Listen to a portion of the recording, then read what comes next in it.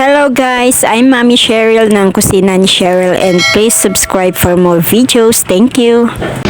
Good evening everyone. So ayan, magluluto tayo ng bangus. And ayan yung bangus natin na lulutuin pang sigang. And 2 piraso yan guys. And nilinis ko na rin yan and prepare ko na rin yung ating mga ingredients.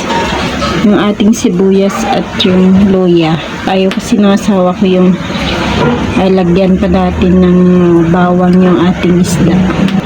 At meron pa tayong sili pang sigang. Tinanggalaan ko na yan ng ating mga buto niya. Yan. And then yung ating kamatis.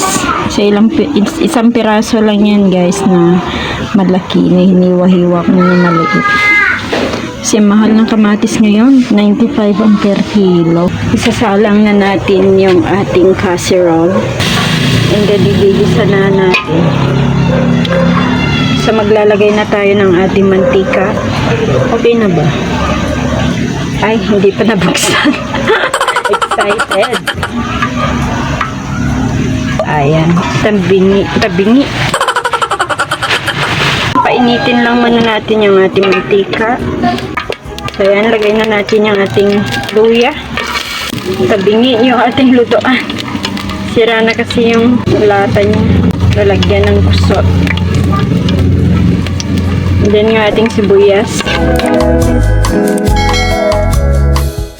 I-add na yung sili.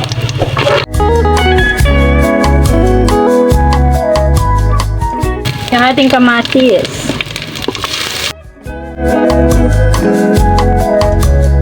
Next na yung bangus. Diba? Bangus tayo dyan. Maglalagay ng pamintang buo.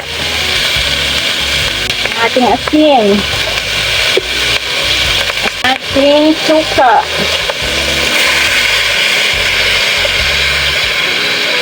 Takpan muna natin.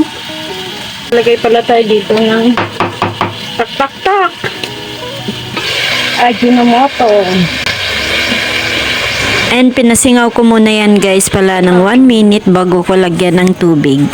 Lagyan na natin ng tubig.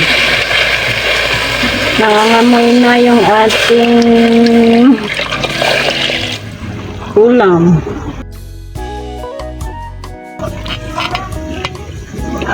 Ayan, naglagay na ako ng enough water and tatakpan.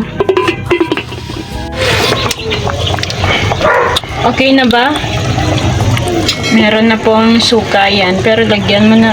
At pinatikim ko nga din sa aking asawa and yan, naglalagay na rin siya dito ng sukang pula and naglagay na rin siya or nag-adjust na rin siya ng asin. Kulang ata yung timpla ko dito.